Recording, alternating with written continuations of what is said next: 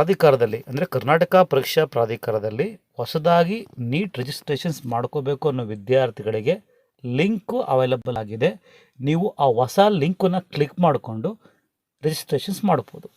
ನೀವು KA ಮುಖಾಂತರ ನಾವು ನೀಟಿಗೆ ರಿಜಿಸ್ಟ್ರೇಷನ್ಸ್ ಮುಂಚೆನೇ ಮಾಡಿದ್ದು ಅಂದರೆ ಮತ್ತೆ ನೀವು ಹೊಸದಾಗಿ ರಿಜಿಸ್ಟ್ರೇಷನ್ ಮಾಡ್ಕೊಳಕ್ಕಾಗಲ್ಲ, ಮಾಡ್ಕೊಳಕ್ಕೆ ಹೋಗ್ಲೂಬೇಡಿ.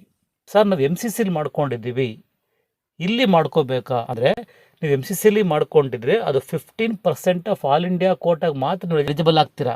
ರಿಮೈನಿಂಗ್ 85% ಸ್ಟೇಟ್ ಕೋಟಾಗೆ ನೀವು ಕರ್ನಾಟಕ ಪರೀಕ್ಷಾ ಪ್ರಾಧಿಕಾರದಲ್ಲೇ ರಿಜಿಸ್ಟ್ರೇಷನ್ ಮಾಡ್ಕೋಬೇಕು. ನೀವು ಒಂದು ವೇಳೆ ಕರ್ನಾಟಕದಲ್ಲಿ ವೈದ್ಯಕೀಯ, ಡೆಂಟಲ್, ಆಯುರ್ವೇದ, ಯುನಾನಿ, ಹೋಮಿಯೋಪತಿ ಈ ಕೋರ್ಸ್ಗಳಿಗೆ ನೀವು ಭಾಗವಹಿಸಬೇಕು ಅಂದರೆ 85% ಸೀಟ್ಗೆ ನೀವು ಕರ್ನಾಟಕ ಪರೀಕ್ಷಾ ಪ್ರಾಧಿಕಾರದಲ್ಲಿ ರಿಜಿಸ್ಟ್ರೇಷನ್ಸ್ ಮಾಡಿಕೊಳ್ಳೇಬೇಕು.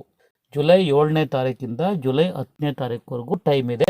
ಅಷ್ಟರೊಳಗಡೆ ನೀವು ರಿಜಿಸ್ಟ್ರೇಷನ್ಸ್ ಮಾಡ್ಕೋಬೇಕು. ಮಾಡ್ಕೊಂಡಲ್ಲೇ ಇದ್ದರೆ ನೀವು 85% ಆಫ್ ಸ್ಟೇಟ್ ಕೋಟಾಗೆ ನೀವು participate ಮಾಡೋದಕ್ಕಾಗಲ್ಲ.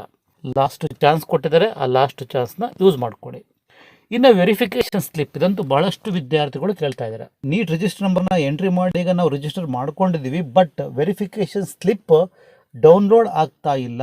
Neat verification slip suppose ಒಂದು ವೇಳೆ ಡೌನ್ಲೋಡ್ ಆಗಿದೆ, ಬಟ್ ಅದರಲ್ಲಿ ನಾವು ಮುಂಚೆ ಇದ್ದ ಎಂಟ್ರಿಗಳೇ ಇದೆ, ಹೊಸದಾಗಿ ಎಂಟ್ರಿ ಮಾಡಿರೋದು ಯಾವುದು ಅಲ್ಲಿ ಬರ್ತಾ ಇಲ್ಲ ಅನ್ನೋ ವಿದ್ಯಾರ್ಥಿಗಳು ಡೋಂಟ್ ವರಿ.